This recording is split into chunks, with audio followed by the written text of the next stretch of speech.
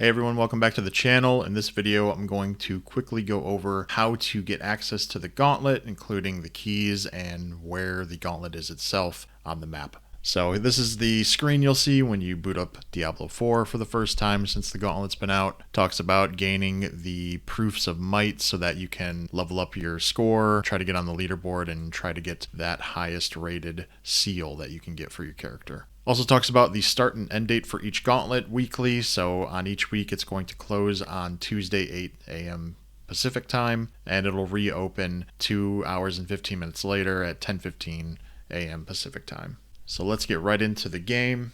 And we'll want to go to Gauntlet, which is the bottom left corner of the map here in Diablo 4, specifically to this longest pier here where there's a quest saying unlocking the Horn of Trials. Clicking on the large horn will bring up the Trials page, and it's going to have a bunch of information here about if you want to start the dungeon, if you want to view your progress or anyone else's progress, the leaderboards. We can already see there's a bunch of leaderboards here.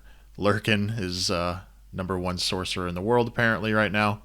No surprise there. But you can also sort by class. So you have Rogue, you have Druid, we have Solo, Necromancer, Barbarian, Rob at the top there. Once again, not really a surprise. But we're going to click on Start, and it's going to take us to the Gauntlet. So right here we see it says Slay Monsters, Earn Score, Open the Gate to begin. So if we try to open the gate, and we go right into the Gauntlet. So next 8 minutes, I'll come back in 8 minutes, and we'll see how I did.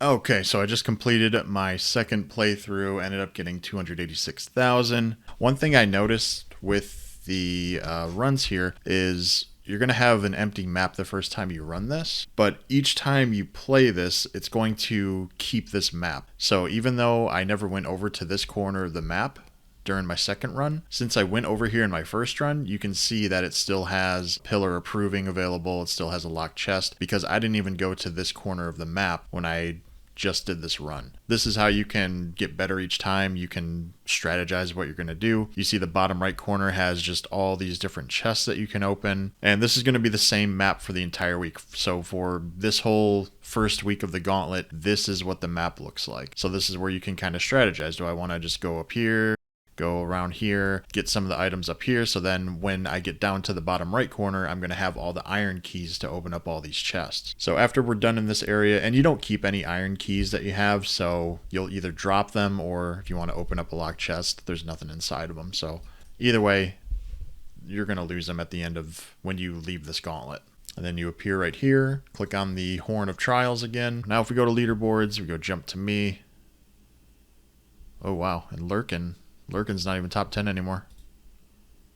He dropped all the way down to 17 just like that.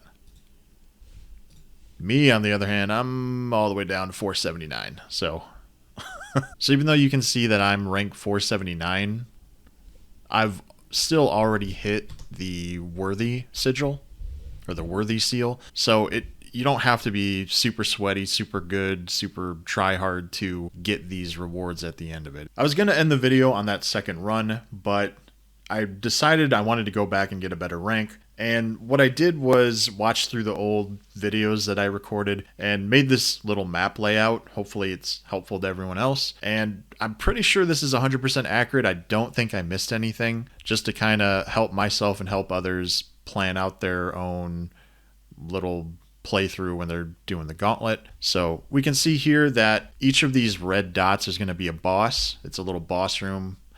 For some reason, there isn't a boss in this square over here. I ran this Gauntlet multiple times and there was nothing in here. It's just an empty room, no enemies or anything. But this is where you come in. This is where you enter.